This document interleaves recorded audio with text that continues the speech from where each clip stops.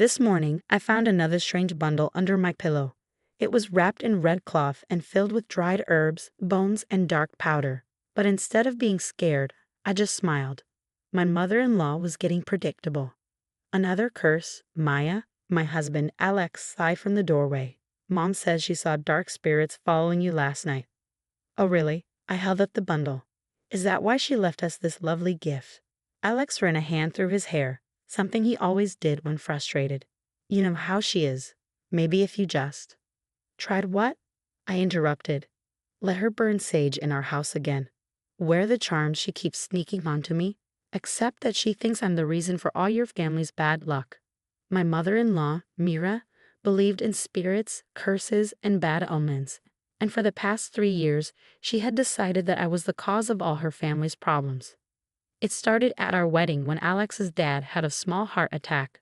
Nothing serious, just too much food and dancing, but Mira took it as a bad sign. Then, when Alex lost a big job opportunity, she blamed my dark energy.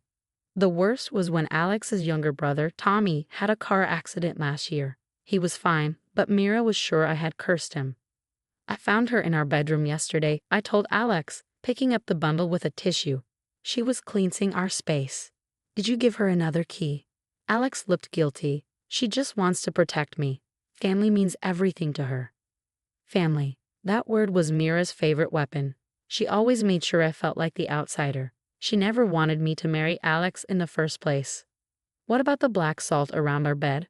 The strange symbols behind our photos? The dead chicken in our garden last week? Were those all protection too? She's just worried, Alex mumbled. Ever since Tommy's accident. Your brother fell asleep at the wheel after playing video games all night, I said firmly. That's not magic. That's exhaustion. But I knew facts wouldn't change Mira's mind. She had spent the past year spreading rumors, warning Alex about me, and planting cursed objects in our home. What she didn't know was that I had been paying attention.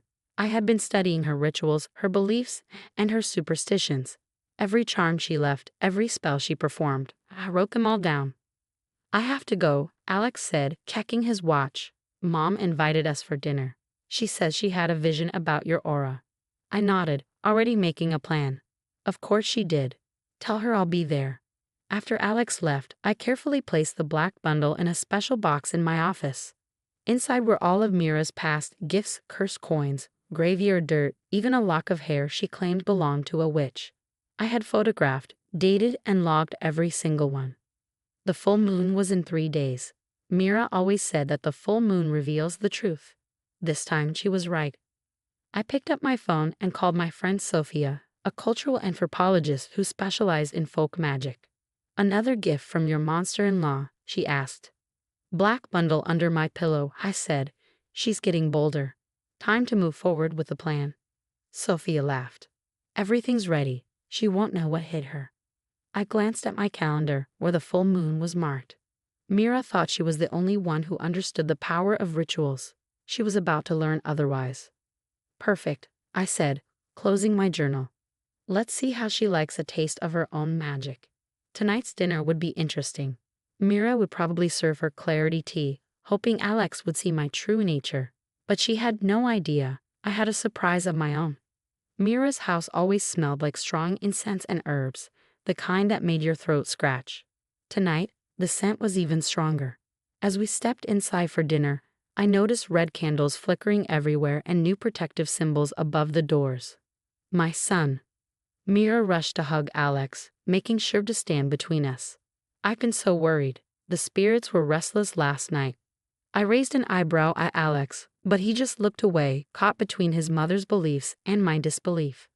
Come, come, Mira said, leading us to the dining room. I've made a special meal to remove bad energy. The table was covered with her usual rituals, salt circles around each plate, black candles at the corners, and her infamous tea set ready on the side. I already knew how this night would go. Alex's younger brother, Tommy, was already seated, looking uncomfortable. He had tried to tell their mother that his accident wasn't my fault, but she had convinced him he was under my influence and couldn't trust himself. Maya, Mira said my name like it was poison. I had a vision about you last night. Really? I took my seat, purposely messing up the salt circle around my plate. I saw her eyes narrow. What kind of vision? I saw darkness around you, spreading to my family. She poured the tea, making sure my cup came from a separate pot. But don't worry, I've invited someone who can help. Right on cue, the doorbell rang. Mira hurried to answer it, returning with an older woman dressed in layers of shawls and more crystals than a jewelry store. This is Madame Verna, Mira announced proudly. She's a real seer. She will reveal the truth. I took a sip of tea to hide my smile. Everything was going according to plan. The spirits are active tonight, Madame Verna said as she took a seat. The full moon approaches. Secrets will come to light. Under the table, I sent a quick text to my friend Sophia. Showtime. Madame Verna will perform a revelation ceremony, Mira said excitedly. She will help us understand what's really been happening. Madame Verna arranged crystals and herbs on the table, pushing aside our dinner plates. I watched closely. She was performing exactly the ritual I had studied. Hold hands, she commanded. We must create a circle of truth. As we linked hands, the dining room lights flickered. Mira gasped. Right on time, Sophia. The spirits are restless, Madame Verna said. They have much to reveal. Suddenly, the room grew colder. Another trick Sophia and I had planned using the smart thermostat I had helped Mira install last month. Someone here has been working with dark forces, Madame Verna continued. Someone has been placing cursed objects. Yes, Mira interrupted. In my son's house. I keep finding them. No, Madame Verna's eyes snapped open, staring straight at Mira. The spirits show me someone planting these objects. Someone who pretends to protect but actually wants to harm. Mira's face turned pale. What? No, that's wrong. My phone buzzed. I pulled up my photo gallery, pictures I had secretly taken over the past year. Images of Mira sneaking into our house, planting cursed objects, performing rituals to frame me. The security cameras I had installed had captured everything. The spirits don't lie, I said, turning my phone so everyone could see. Every full moon, Mira. That's when you came to plant your evidence, wasn't it? I was protecting my family, Mira stammered. By faking curses? Madame Verna's voice was sharp. By trying to break apart your son's marriage? The spirits are not pleased with deception. Alex stared at the photos, his face filled with shock and realization. Mom, you've been sneaking into our house to do this? Tommy leaned in to look. Is that why you insisted on having a key? To set up these curses yourself? The lights flickered again, this time stronger. A sudden gust of wind, courtesy of the smart home system, blew through the room, snuffing out the candles. The spirits demand truth, Madame Verna declared, and they will accept nothing less. In the darkened room, Mira's face was illuminated only by the glow of my phone screen, still displaying the damning evidence of her deception.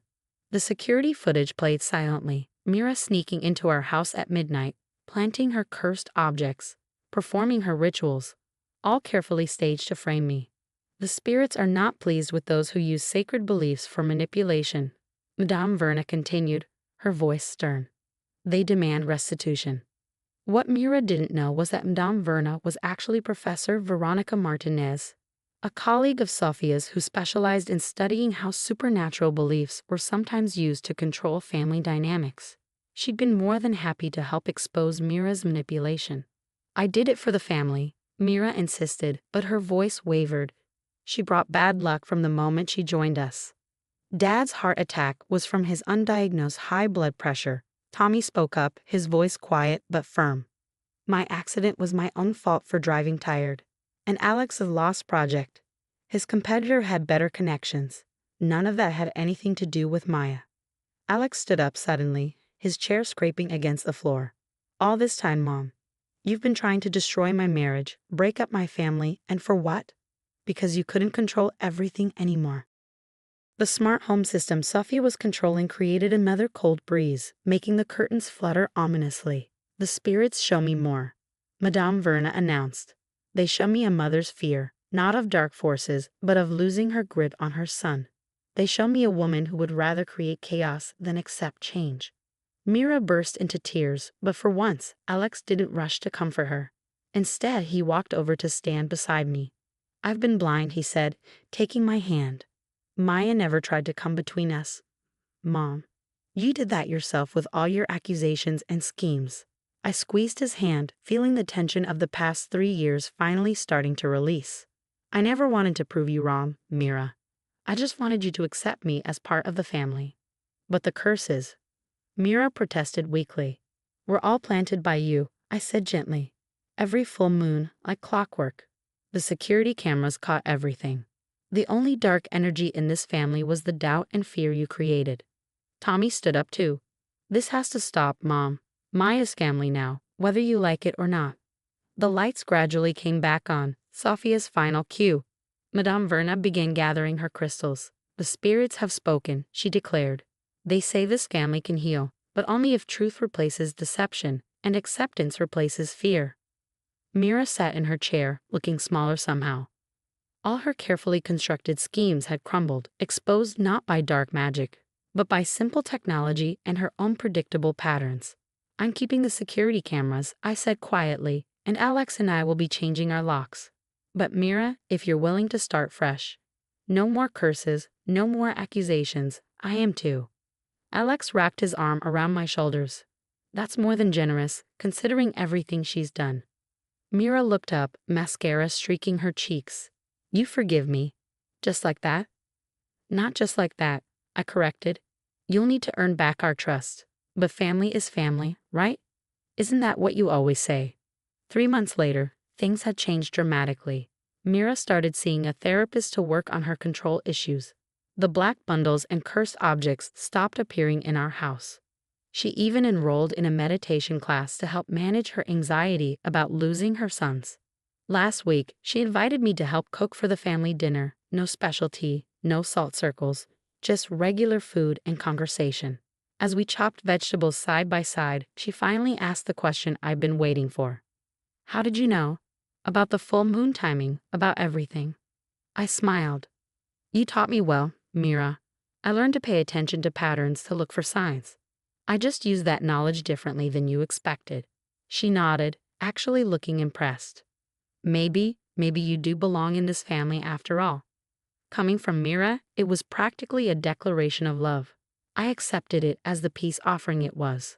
Later that night, as Alex and I got ready for bed, he noticed the small protection charm Mira had given me, a proper one this time, not a curse in disguise, hanging by our door. You're keeping it? He asked, surprised. Why not? I shrugged. Sometimes the best way to break a curse is to choose to believe in blessings instead. He pulled me close, kissing my forehead. When did you get so wise? Oh, I grinned. Just something I learned from your mother.